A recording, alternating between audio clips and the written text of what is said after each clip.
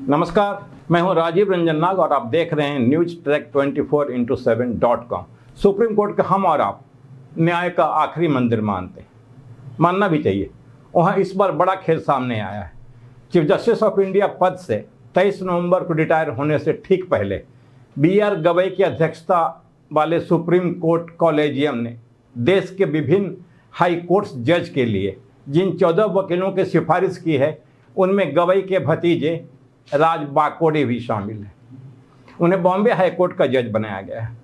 शीर्ष जुडिशरी पर राजनीतिक दबाव का भी खेल चलता है।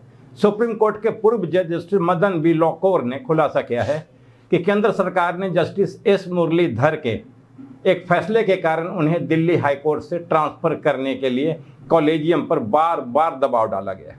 जस्टिस लोकीर और जस्टिस AK सिकरी के रिटायर होने के बाद मुरलीधर का तबादला चंडीगढ़ कर दिया गया।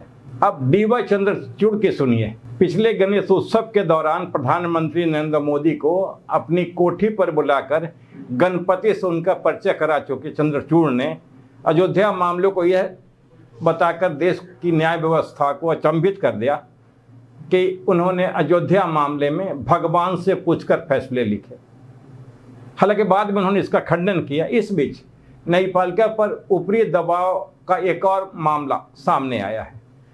National company law appellate tribunal में जज शरद कुमार शर्मा ने हैदराबाद की एक दिवाला कंपनी पर रहम बरतने के ऊपरी दबाव के बाद जस्टिस शर्मा ने सुनवाई से अपने को अलग कर लिया। ऐसा उन्होंने इसलिए किया क्योंकि टॉप जुडिशरी के एक ऑनरेबल जज उनसे अनुकूल आदेश प्राप्त करने के लिए दबाव डाल रहे थे। बहरहाल आज हम बात करेंगे सुप्रीम कोर्ट कॉलेजियम की। देश की इस टॉप कोर्ट की एक महिला जज BV नागरत्ना ने कॉलेजियम में जुगाड़ परंपरा का खुलासा कर देश की टॉप जुडिशरी को कटघरे में ला खड़ा कर दिया है। 5 न्यायाधीशों में से एक न्यायमूर्ति नागरत्ना ने न्यायमूर्ति विपुल मनुभाई पंचोली की सीनियरिटी और जोनल रिप्रेजेंटेशन का हवाला देते हुए उनके नाम की सिफारिश पर लिखित रूप से भी अपना कड़ा विरोध दर्ज कराया है। कॉलेजियम के इस ताज़ा फैसले में से एक ही दिन में कई हाईकोर्ट जज में तैनात 56 जूनियर बना दिए गए। 56 जूनियर जज बनाए जाने का यह मामला अप्रत्याशित है। ऑल इंडिया सर्विस के बाद जुडिशरी में भी यह बीमारी सामने आ रही है। दरअसल सुप्रीम कोर्ट में परिणत किए जाने से पहले न्यायमूर्ति विपुल मनुभाई पंचोली पटना हाई कोर्ट में प्रधान जज थे। वो हाई कोर्ट के जजों के बीच ऑल इंडिया सीनियरिटी में 97वें स्थान पर हैं। 56 अन्य जज उनसे सीनियर हैं, लेकिन ताज़ा फैसले ने उन सभी को जूनियर बना दिया है।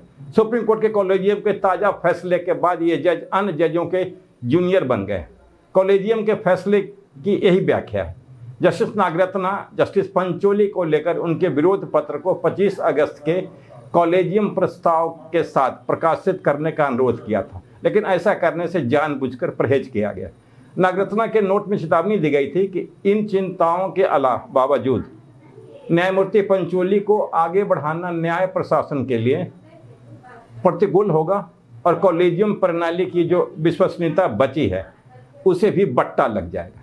जस्टिस नागरत्ना के पिता ES वेंकटरमैया 1989 में सुप्रीम कोर्ट के प्रधान न्यायाधीश रहे हैं।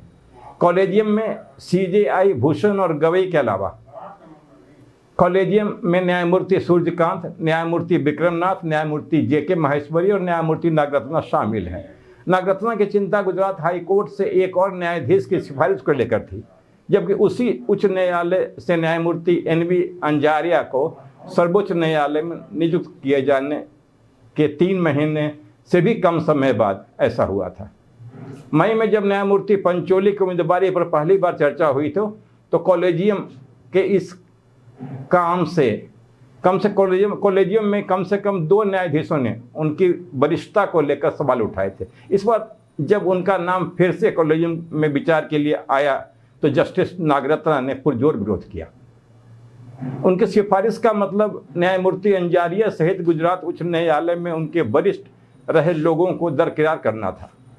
वरिष्ठता संबंधी चिंताओं को दूर करने के लिए कॉलेजियम ने न्यायमूर्ति अंजारिया के नाम की सिफारिश की और न्यायमूर्ति पंचोली को पटना उच्च न्यायालय का मुख्य न्यायाधीश बना दिया गया।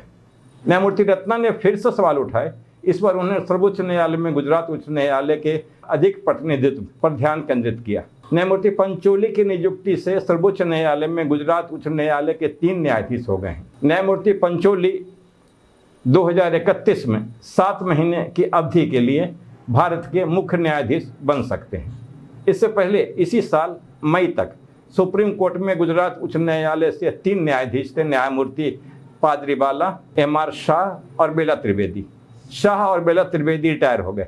जस्टिस नागरत्ना की यह भी चिंता थी कि इस फैसले से सुप्रीम कोर्ट में अन्य न्यायालयों के कम प्रतिनिधित्व को दर्शाती है। सीनियरिटी संबंधी चिंताओं को दूर करने के लिए कॉलेजियम ने कथित तौर पर न्यायमूर्ति अंजारिया की शीर्ष न्यायालय में सिफारिश की, जबकि न्यायमूर्ति पंचोली को पटना उच्च न्यायालय का मुख्य न्यायाधीश नियुक्त कर दिया गया। इसे केंद्र सरकार ने 14 जुलाई 25 को मंजूरी दे दी। पंचोली की सिफारिश को ठंडे बस्ते में डाल दिया गया था और इस प्रकार उन्होंने 3 महीने के भीतर इसे फिर से सामने आने पर नागरत्ना ने आश्चर्य व्यक्त किया है। इस सिफारिश का सर्वोच्च न्यायालय में गुजरात उच्च न्यायालय के अत्यधिक प्रतिनिधित्व पर भी सवाल उठे हैं। न्यायमूर्ति पंचोली और अंजारिया की सिफारिश यह सुनिश्चित करने के लिए की गई थी कि इस साल मई और जून में न्यायमूर्ति MR शाह और बेला त्रिवेदी के सेवा निवृत्त होने के बाद सर्वोच्च न्यायालय में गुजरात उच्च न्यायालय का प्रतिनिधित्व जारी रहे, जिसके बाद न्यायमूर्ति पादरीवाला पश्चिम राज्य का प्रतिनिधित्व करने वाले एकमात्र न्यायाधीश रह गए थे। जस्टिस नागरत्ना सितंबर और अक्टूबर के बीच वो 36 दिनों के लिए 2027 में देश की मुख्य न्यायाधीश बनेगी। ये थी आज का वीडियो। इसे देखते रहिए, सब्सक्राइब करिए। बहुत शुक्रिया आपका।